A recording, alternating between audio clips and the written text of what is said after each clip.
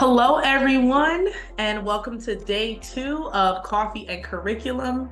My name is Kavita Miller. I am the creator of Coffee and Curriculum, Brewing Excellence in Education.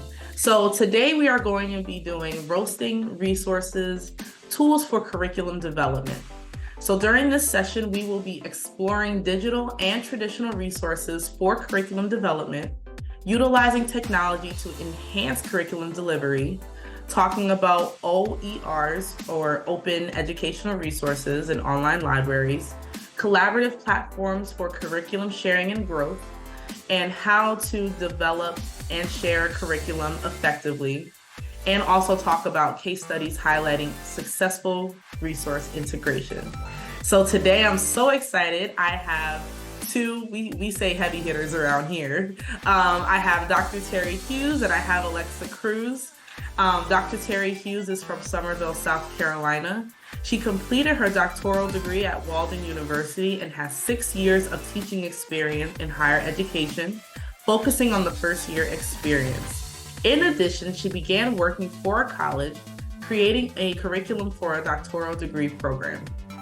And Alexa Cruz is from Staten Island, New York, with over 10 years of experience as a dual certified K-12 humanities educator and having leadership roles in the secondary education sector. Alexa Cruz poses a profound understanding of instructional practices and adult learning. Through her company, Cruz Connected Consulting, and leadership roles, she aims to equip instructional staff and schools through targeted professional learning experiences to create culturally relevant curricula to better serve neurodivergent students and create highly effective staff. Phew. I feel like I'm a fan of both of y'all here, having you all here for this session. That's really amazing. The things that you all are doing, it's very much needed, it's very much necessary, and you all are really handling it very well in this crazy educational world. So I just appreciate you all spending some time here with me. Thank you so much. Thank you. And I don't know if you all are ready to go to get these questions started, but I'm ready to go. We are Okay. ready. Okay. So the first question I have for the both of you is what are some key differences between digital and traditional resources in curriculum development? And how can educators effectively integrate both?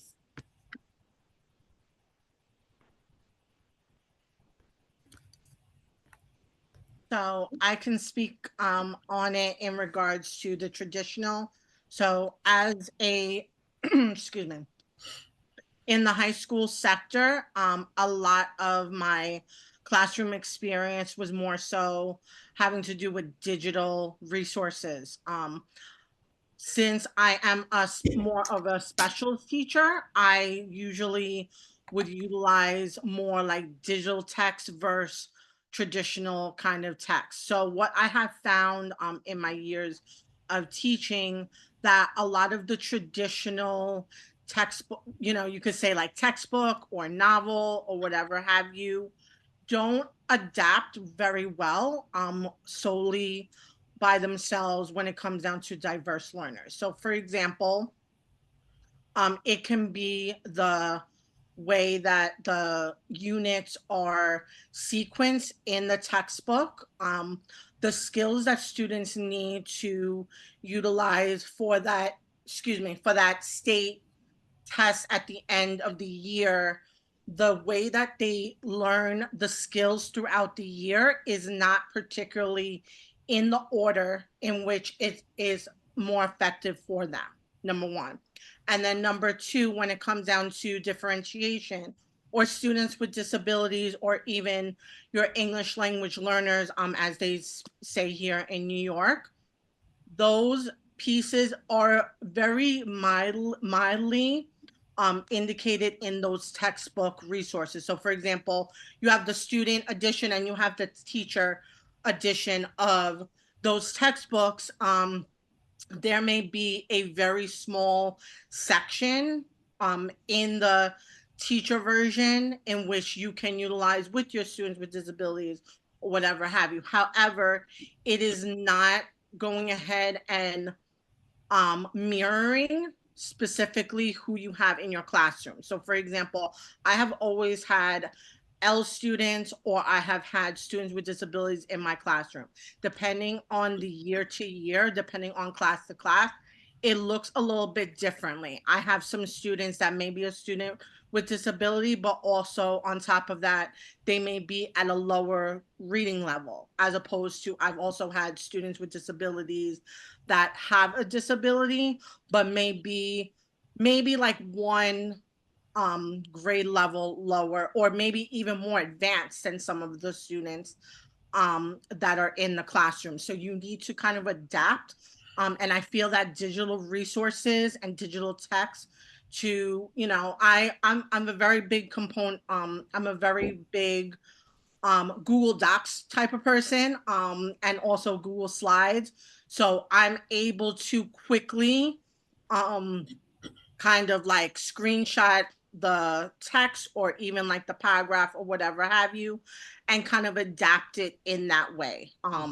So as I said, like, although traditional has its components in terms of, you have like a baseline, there needs to be always like a digital part of it, and also a part of it in which teachers are utilizing more than just a textbook, like using it as an anchor text rather than the whole entire text itself or curriculum itself.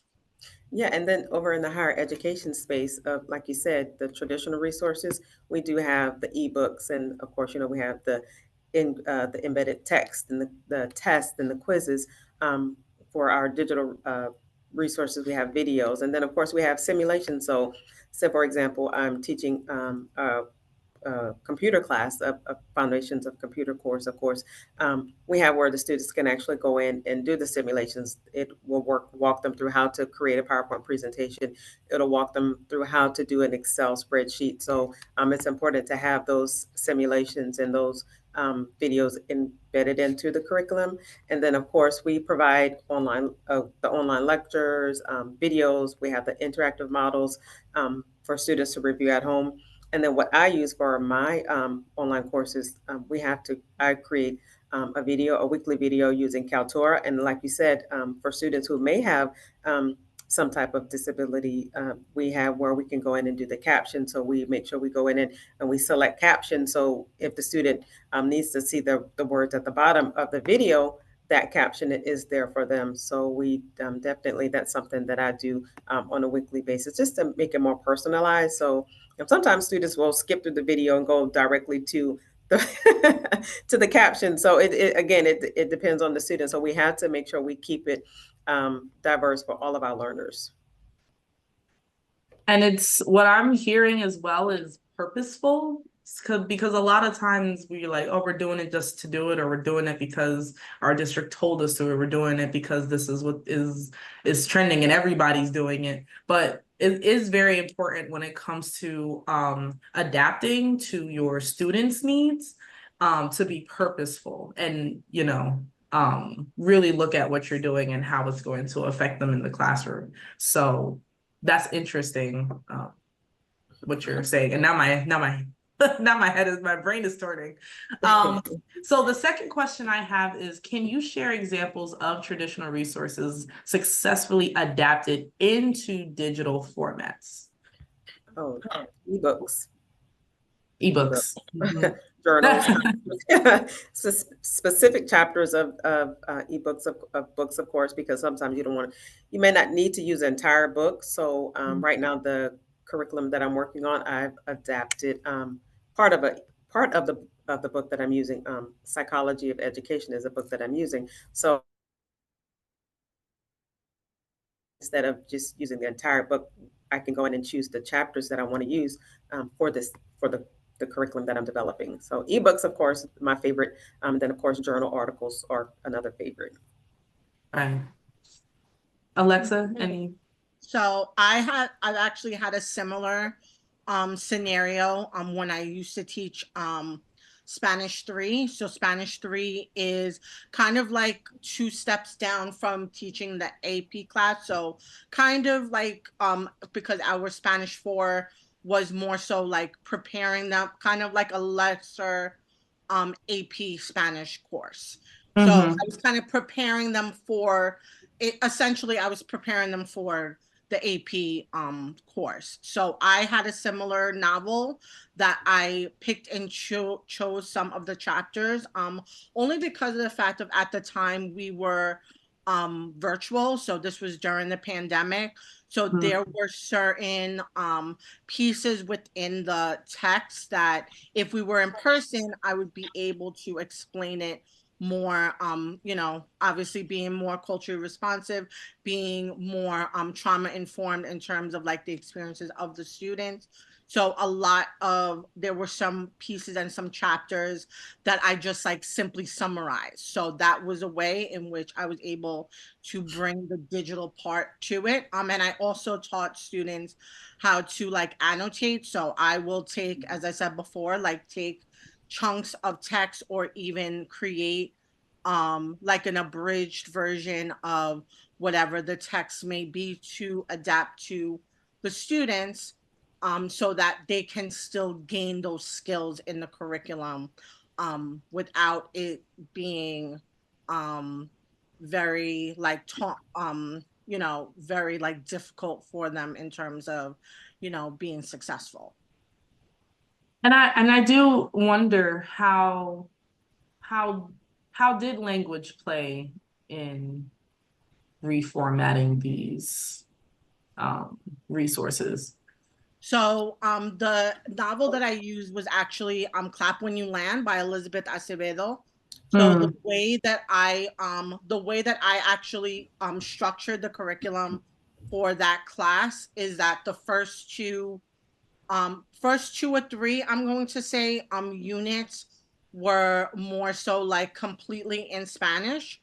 mm, But because of the fact of that, the AP Spanish language exam, there's different themes within that you have to cover throughout the whole entire year. Unfortunately, at the time, the text only came out in English.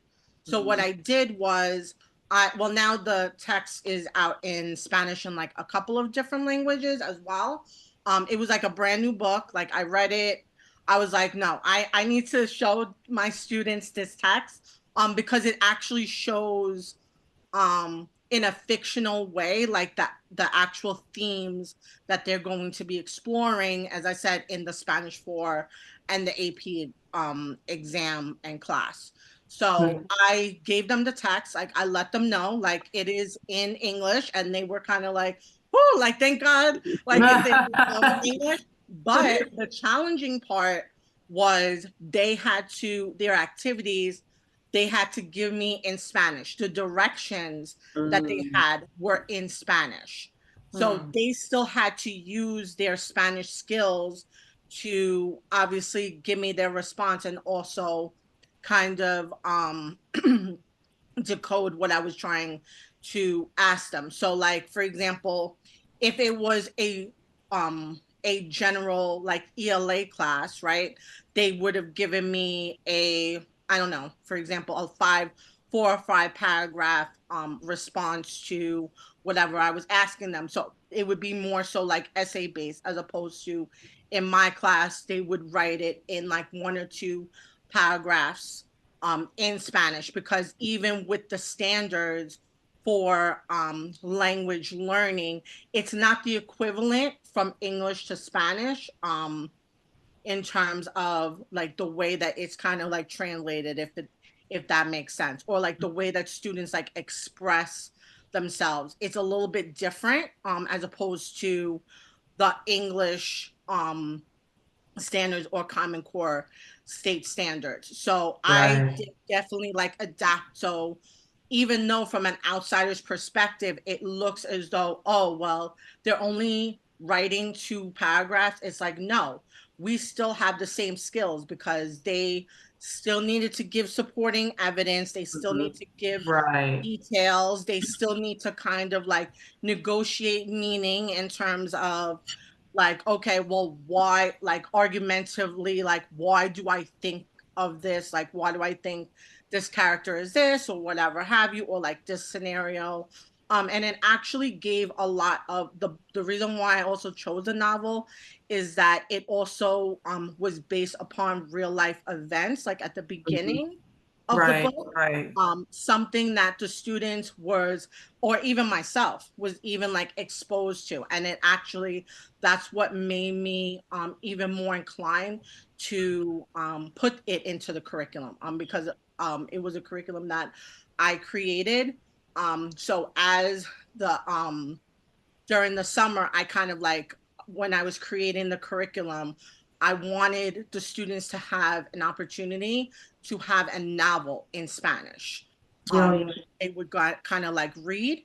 Right, Some of them are a little bit, I'm gonna say like higher level, or like as I said before, we were during the pandemic. Um, right, right. and some of the themes that have to do that are covered in an AP Spanish language class when it comes down to the novel portion of it, or like even like certain articles, you have to be more in person to make sure that you are being trauma informed and culturally responsive for the students. That's important to think about when you are making your curriculum for the upcoming school year, or maybe you made it already and you're looking to change some things, is to think about, some of the things that Alexa and Dr. Hughes just said. Because I know I think about those things, but sometimes if I talk about it with somebody else, they're like, "Oh, I think they'll be fine." I'm like, "No, you gotta put it in there." So yeah, I'm glad that you mentioned that, and I'm glad that I asked you that as well. Um, what are the benefits and challenges of incorporating open educational resources, or OERs, into curriculum development? Oh my goodness. So I'm going to say some of the benefits is that students don't have to purchase materials. That would be one of the good things. I remember years ago we would have to stand in line to purchase textbooks. So now it's everything's there for them. So you basically don't have to worry about that. So one of the benefits is that it saves saves money. That's a good thing. It saves students economically. Mhm. And then one of the other things I would probably say is that when we're talking about these OERs, is that we can customize them. Basically, instructors have the opportunity to uh, make it fit the needs of our diverse learners, because education is not a one size fit all. So educators, we can do that. We can customize them. We can when we're creating our curriculums, of course, we want to make sure that the information, the sources that we're using are credible sources. So, say for example, if we use a journal article, we want to make sure that article is credible. So we definitely want to stick with that. And then, of course, they're flexible. It can make our teaching flexible at sometimes. And then, of course, with the OERs, there we can find our material there. We have our syllabi there, we have our assignments there, we have tests, and then also lectures we can put our lecture notes there. So those are some of for me, that's what I think some of the benefits are for the OERs. I'm sure it could be challenging for some people. Again, like I said, credibility for me is one of the biggest things I think would be a challenge, because we don't want to just go and find any source out there. Want to make sure it's a good peer review source, peer review journal article. So just making sure that those sources that we're using are credible. And also, real quick, um, how can we teach our students to effectively utilize those credible sources? Because I feel like there's still an issue of research and finding credible journal articles and credible resources. How Mhm. can students, what are some tips that you would have for a student? I would say basically when you're looking for those resource articles, or when they're in the process of, if they're having to do research, just make sure they're looking to see if the articles that they're indeed researching are peer reviewed. That's always a good way to find out if it's a credible source. Looking to see if those articles are peer reviewed. I typically read the summary or the abstract, and then I'll read the summary, or I'll go to the end, I'll read the abstract, and then I'll read the end of the article just to see if those articles are actually credible sources. Nice. Thank you. Because there's a few undergraduates who are watching as well. So I wanted to kind of say a little bit for them as well. I know we're talking about curriculum planning, but I didn't want to forget about them as well. So Alexa, you could go ahead. Yeah, so I definitely agree 100% with what Terry was saying about number one, cost effective. Definitely, like I remember when I was in college, I had a lot of books that I had to buy. We all did. And some of Yes. them I got used because unfortunately I could not pay the $200 or $250 for the textbook, and some of them I even rented Right. for the Right. semester. But definitely the adaptation. I would also even say for first, like I'm gonna say like first year teachers. Um, Mm-hmm. when it comes down to getting even like ideas for maybe like lessons or whatever have you. Mm-hmm. Seeing as how that, as I said before, I am more like digital based with my curriculum and like resources and things of that nature with my students. So at the same time, as I said, getting like an idea from it, or even like you don't know where to kind of like start, like okay, here's the text that you can utilize. Okay, now you just have to adapt some like lesson activities to it or whatever have you. But in what Dr. Terry was saying, what was coming up to me was like what's going on right now in terms of like all these storms and like all of these like shutdowns or Mhm. whatever have you. And even or like during the pandemic, um, the inequity in terms of like Wi-Fi and like internet and like, you know, other things or whatever have you. So it still kind of gives students access, but it also kind of, I'm going to say like pushes like school districts to make Mm-hmm. sure that that is a piece that they are keeping in mind when it comes down to their budget. Because it does exist. Like our students now, like I'm gonna say from K to some people say like 16, or like some people say like master's program, doctoral program, PhD, like everybody's using Mhm. devices. So Right. that is needed. So having hard covered, you know, so to speak, resources or textbooks are to me should kind of maybe be phased out a little bit more, so and bring more in the OER resources like the ebooks and things of that nature, um to kind of complement what the student population changes like generationally. Mhm. 200, $250, $150. That's a lot of money. And it may sound like it's like, oh, it's not that much. It's a lot when you have to buy it for 3, 4 classes every single semester over the course of 3, 4, 5 years. That's a lot. So as much as possible, what you both were saying, I think it's important to make sure that we're still thinking about this, because they're saying, oh, we're in a post-pandemic environment, and that issue kind of was when we were all at home in 2020. It is very much still the case in 2024, Mhm. going into 2025. So I'm glad that you mentioned for districts to keep that And in mind. sometimes we have to think also, because even myself, when I was in school working on my degree, I was in school, and then of course my daughter's in school. So we have working adults who have children in school. So we're in the digital era. We all need to have, this information here for us whenever we can get it, at our fingertips, versus trying to get hard copies. So because sometimes you have the whole family in school at one time. Yeah. Everybody's everybody's in school, so it's very convenient to have that option. Yeah. Absolutely. And I think the big word for that question was options.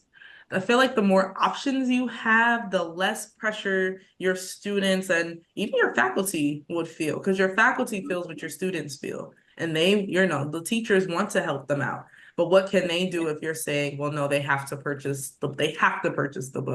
They have to put it in the syllabus that you need the book for the entire semester. And if you don't get the book, then you get points off. Like it's a lot of connecting here, and one problem leads to another. So the more options we have, Yes. the better it would be. Yes, it would really help out. Um, so how can educators best navigate and utilize online libraries to find quality resources?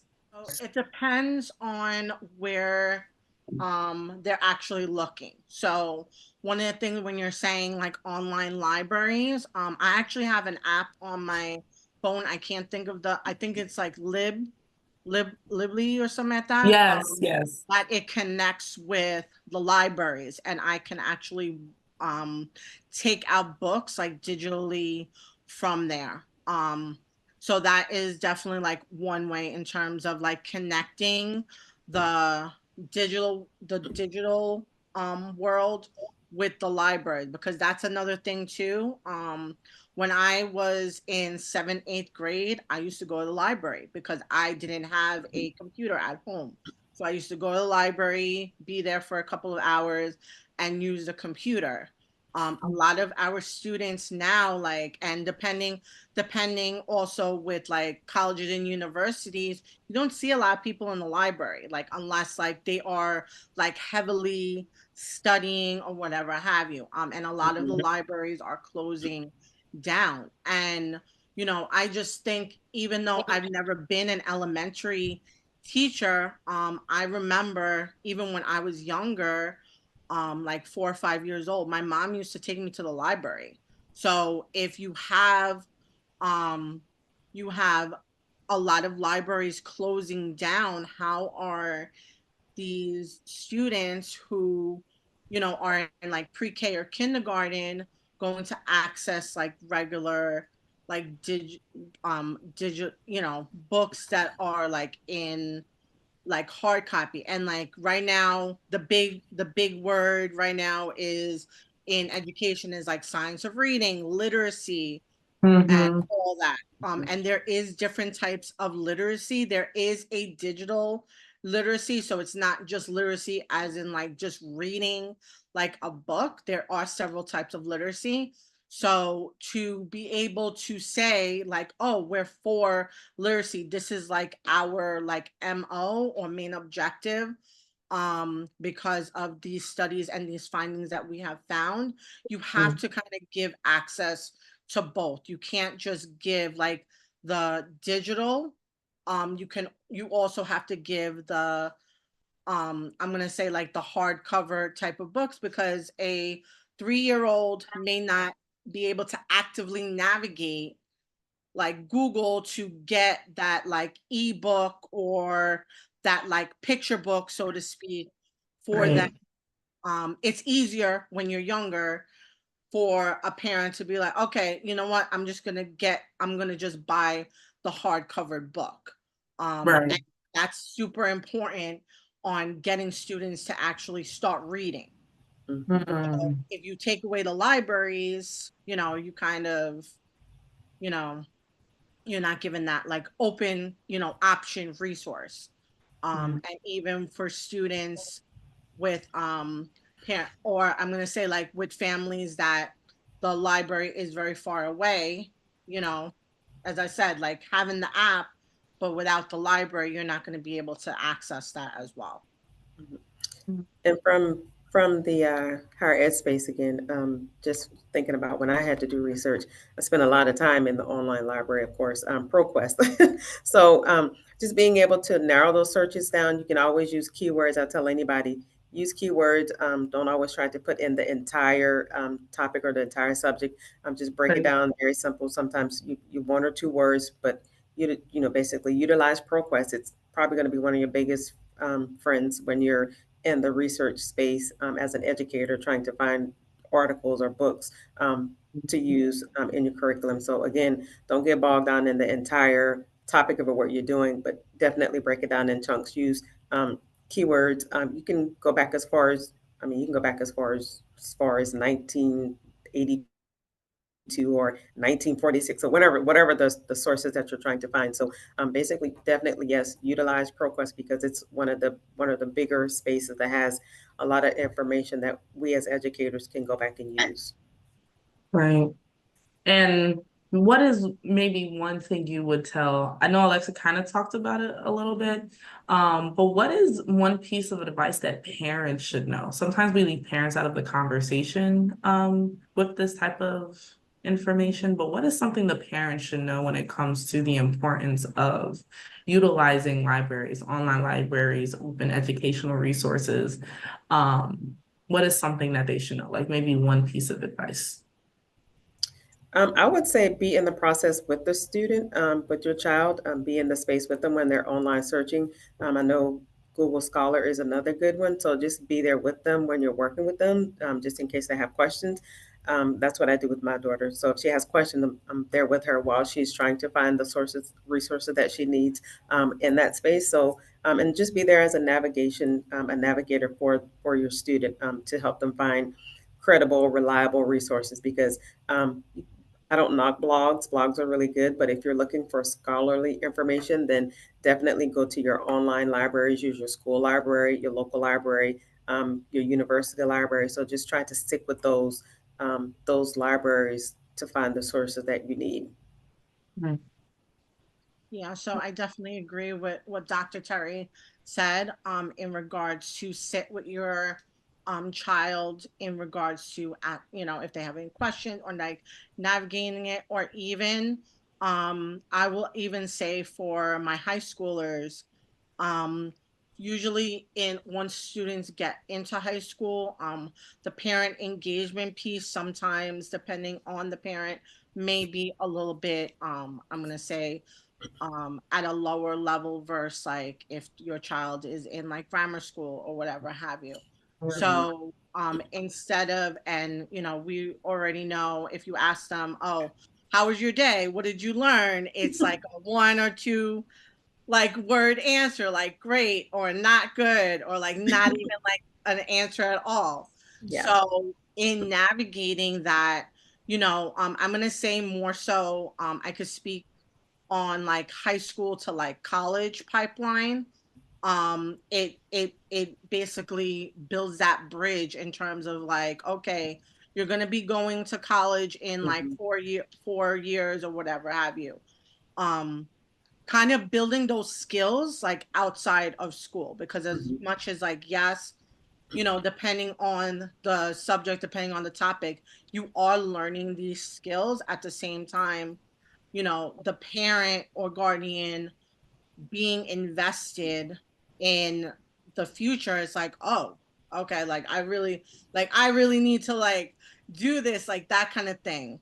um and also, just even though students, high school students may not like say it, just like that type of like support, or even like them being the leader of that support, in terms of like, oh, can you like show me, how to do this. Like I always ask my students, like something new like comes out or whatever have you, and I ask them like, oh, like show me how to do it. Or, like they're talking about something, I'm like, oh, I've never heard of that. And then like they're like, they're like, let me show you all the things, like that kind of thing. So, and it kind of, and, it empowers them, in that way, because of, and also, as I said, like engagement, in the home, but also engagement in school, because now it's like, oh, let me bring this home to, my parent or guardian, and like Right. actually show them something, because sometimes there's that like divide or whatever have you. And I would even say more so, it could even work with students who have parents that don't speak English, right? So some of our students, they may be bilingual, um, Right. or they may be an English language learner, but their parents do not speak English, or like speak very little English or whatever have you. So like that's another bridge that could be kind of built when it comes down to that. Like they are still increasing their language learning in English and, you know, their home language. And also on top of that, the parents are getting what they need because, you know, some parents or guardians are working like 2 or 3 jobs, you know, working at night or whatever have you. So they might not have the opportunity to grab that like TESOL class or that like GED class at the local like university like everybody else. So they can actually build, you know, when it comes down to the high schooler or whatever have you. It may not be like complete, but at the same time, like it's still forward movement, if that makes sense. Yeah. Yeah, definitely. And it's important to understand that, and I know a lot of people may agree, they may not agree, and this is just a personal belief of mine, is that your first teacher is at home. You learn the first thing off the bat, as soon as you're born, as soon as you come home, you know? So it's important not to leave the parents or guardians or grandparents, auntie, uncles, whoever, out of the conversation when we're talking about these things, because once we're with the student for 8, 9 hours, you see them, you know, 2.5 hours, and then the next week you see another 2.5 hours. They spend more time with other people, their teachers and educators, than we think. And then they come home and, Alexa, like you said, how was your day? Good. I mean, I did it too, a lot. How was your day? Good. Fine. It's just, you know, but I feel like if there was more conversations that educators have with my parents, who were very active in my life, to say, hey, this is how you do this when it comes to her learning, I think I would have responded more than just good or fine or just shrugging my shoulders at like 16, 17. So I love that conversation we just had. That gave me like a little boost of energy there. What effective collaborative platforms for curriculum sharing and development have you used or that you recommend? One of the things that I think about off the bat would be Khan Academy. I haven't used it personally, but I've heard a lot of great things about it. And I don't know if Alexa, if you can speak on it, but I've heard a lot of good things about Khan Academy. So, Yeah, so Khan Academy, another one is IXL.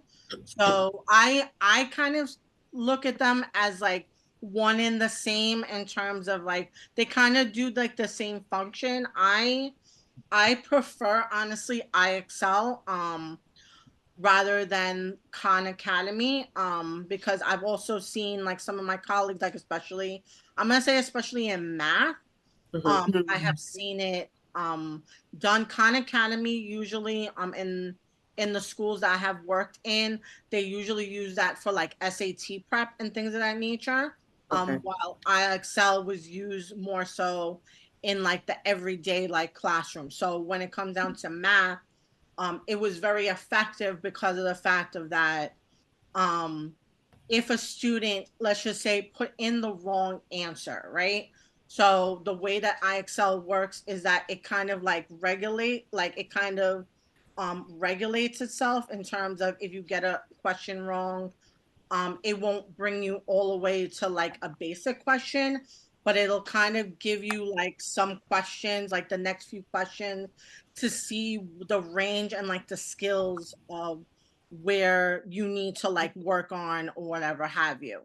And also one of the good things as well about IXL is that it will show you step by step how to work out the actual so let's just say it's an equation, right?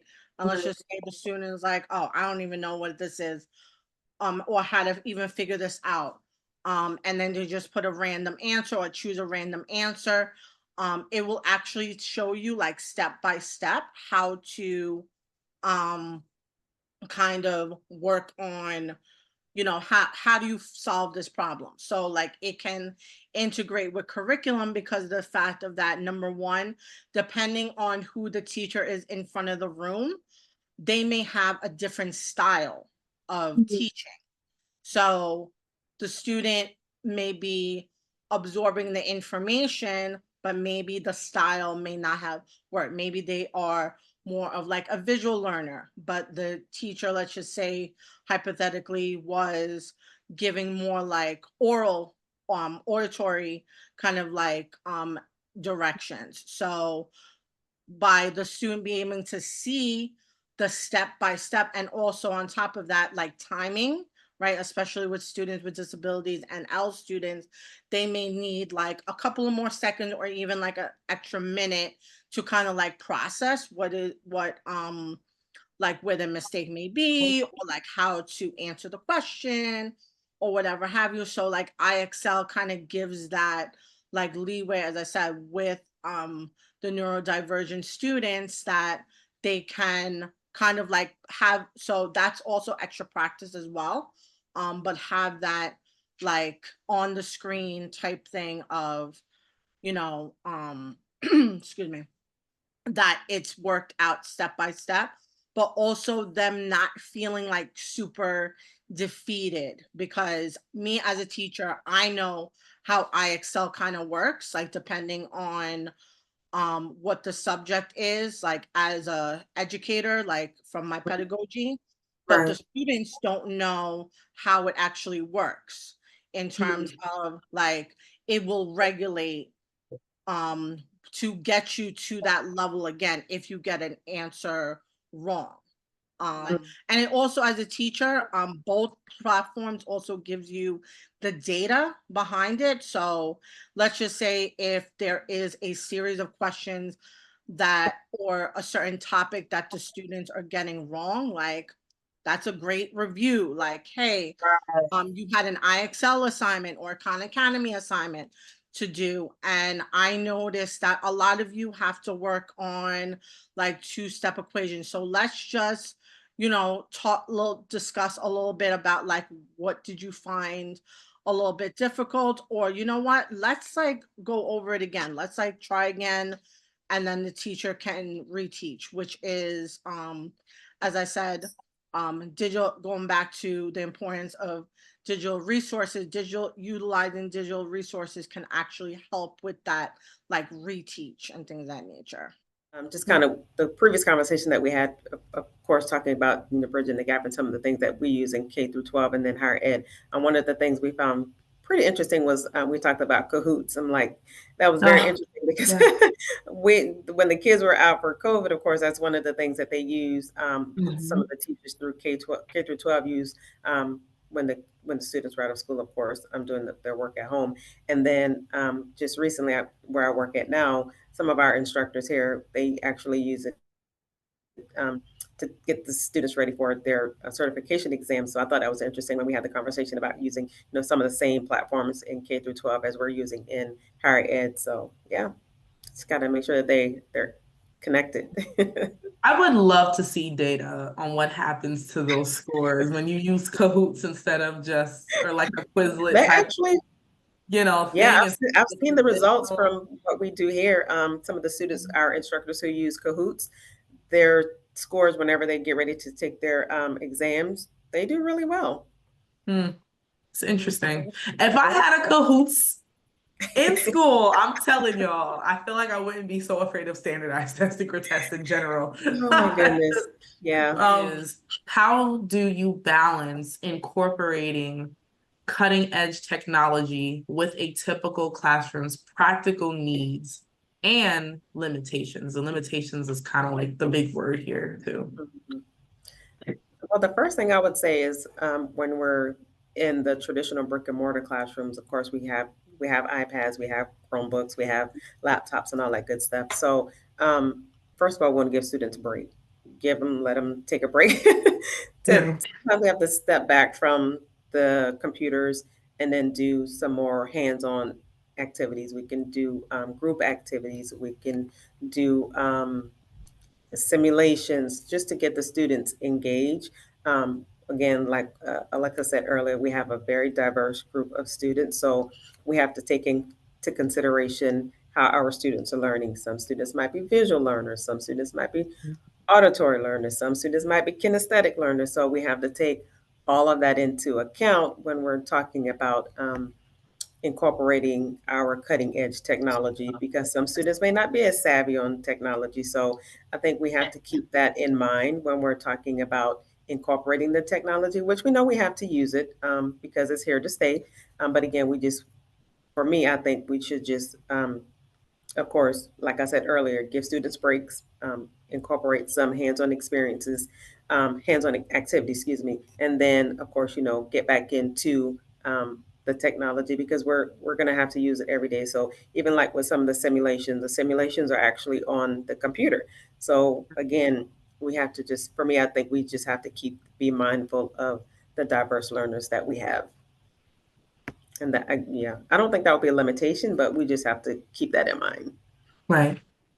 Yeah, so I'm a very big proponent of like a very balanced curriculum in terms of, even though we are in the digital age, Mm-hmm. be purposeful when it Mm, comes down to the digital, because also the too much digital is also a bad thing. And going back to the whole thing about options, I Right. remember specifically the class that I had in person after the COVID shutdown. Like, I had a specific class that, even though, yes, we had the technology, we had the Wi-Fi, everything was working well, Mhm. they preferred it to be on paper. So a lot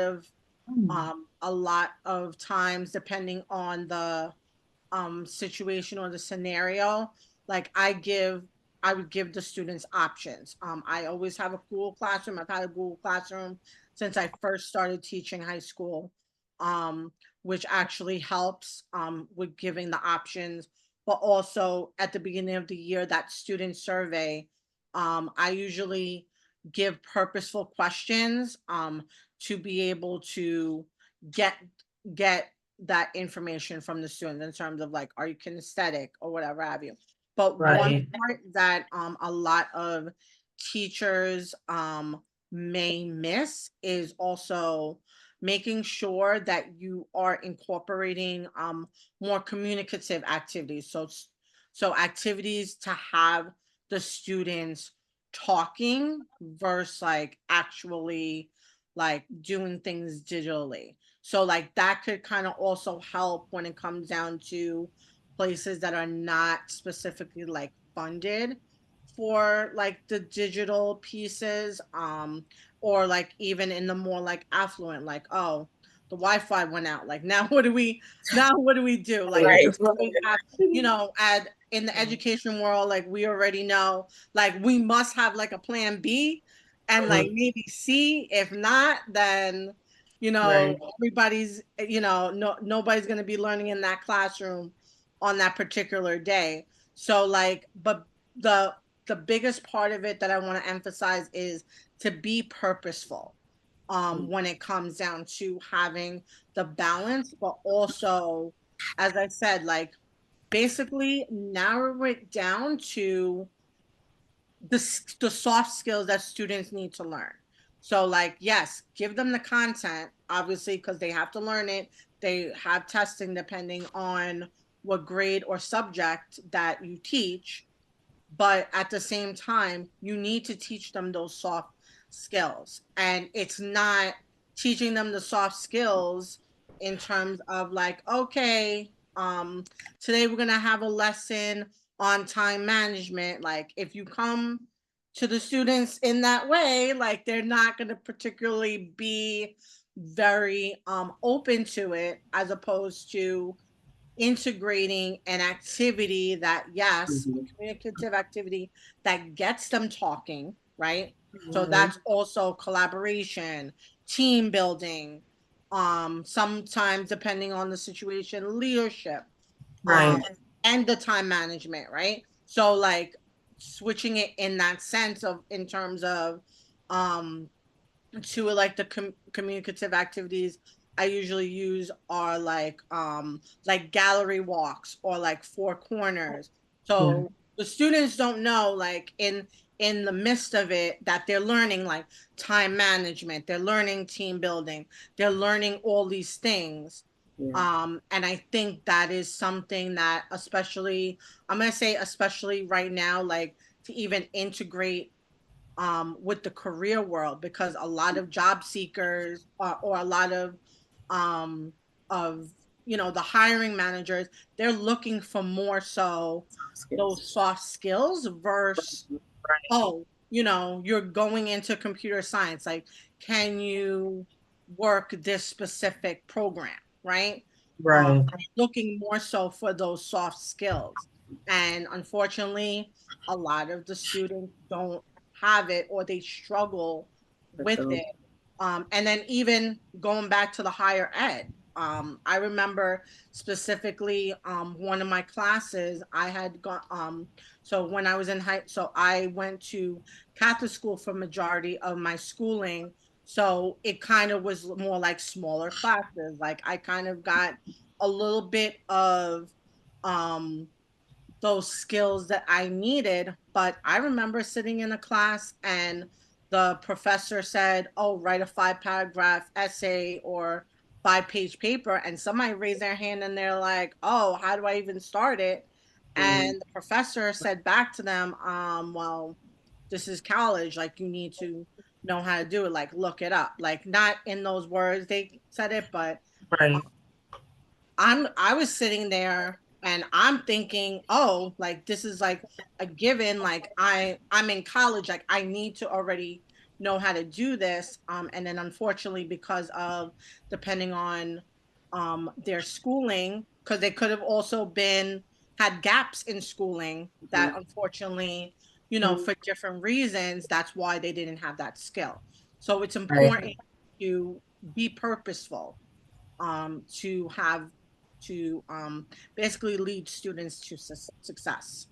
And when you're talking about those soft skills, one of the things that we currently do is we have the opportunity to prepare our students for interviews. So we get to work with them one-on-one, prepare them, show them how to do the resume, give them example interview questions, and then we actually sit with them one-on-one to do an interview so that they'll know what to expect when they go out into the real world. So yeah, those skills are definitely important, especially, learning how to sit, confidently in the interview, to look the um, interviewer in the eye, just their whole body language. So all of that is very important, even transitioning from high school to college, that's a very important, critical, should I say, critical part of the process. Mentioning these things, like I kept writing it down, was the soft skills and eliminating the assumption that because students are Gen Z generation and millennials and generation alpha, and now what's the new one, generation beta or something, there's like another one, Yeah. that they're automatically from birth, they know how to use technology. And that's not the case, where Case. things like typing is not taught because there's an assumption that they know how. Mhm. And I've seen this before at like Yeah, the 18. typing, I still remember Mavis Beacon teaches typing, and Yeah, I had Oh, never heard of it. y'all take that.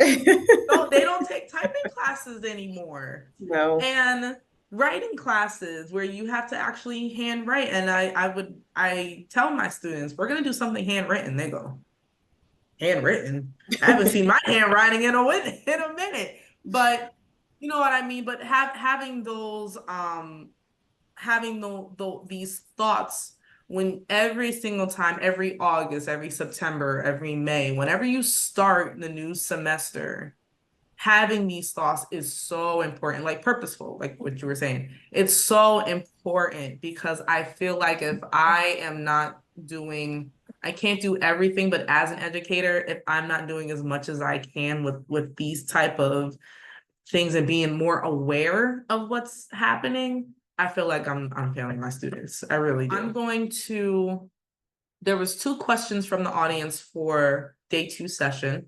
So the first question I'm going to ask is, what is the biggest gap um, that you've seen or that you know of in new undergrads, and what are some ideas to assist early on? And then the second question is, how do you eliminate bias when implementing and evaluating curriculum? Well, as far as eliminating any bias, when we're developing curriculum, we just want to make sure that we remove our personal thoughts and opinions from what we're researching. Because when I'm creating curriculum, as I'm doing now, it's a lot of research. So I don't want to read anything and then put my personal opinion in it, because I know at the end of the day, it's for the students. I want to make sure that the students are successful.